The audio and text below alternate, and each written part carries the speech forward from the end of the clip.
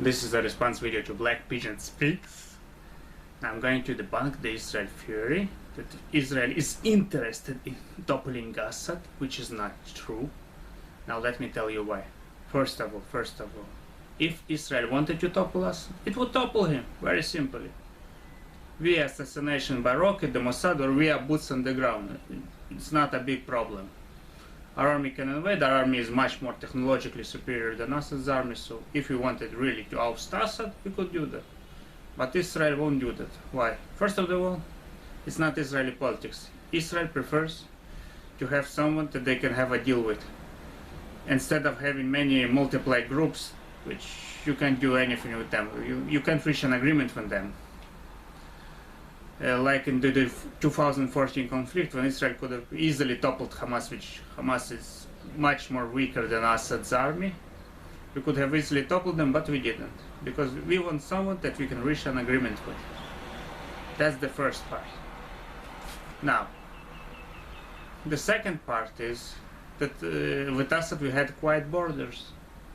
Assad provided us with quiet borders almost for 20 years. Less or more quiet because some of the Syrian civil war, even after the civil war, the borders were somewhat quiet.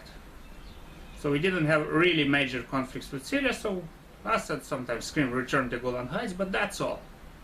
Now, if you are a skeptic and saying, well, how about that? That's not true. Well, let's see what happens if we oust Assad. First, what happens, and that's the important part. If we oust Assad, if we oust him, Syria breaks up, there's a lot of terror groups, and Israel has to deal with those terror groups. Now, what happens if Israel deals with those terror groups? Okay, let's say we destroy one of those groups, enter Syria, and again start destroying all of those terrorist groups. What happens? We're stuck in Syria. The last time we were stuck in a country was in Lebanon in 1982. That didn't bring to good results, not at all. It was a huge economic pressure, huge political pressure. It made in the 2000 government change from the right wing to the left wing. So nobody has an interest in entering Syria. The second optional scenario is to go, Iran will just take over Syria, and then we'll have Iran intelligence military on our border.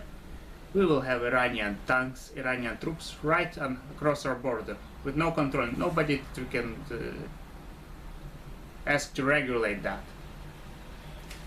situation. Just that there will be no one responsible for the Iranian troops stated in Syria. So that's why Israel won't topple Assad. It just doesn't have an interest to topple Assad. And that's all, folks. Feel free to write in the comments below.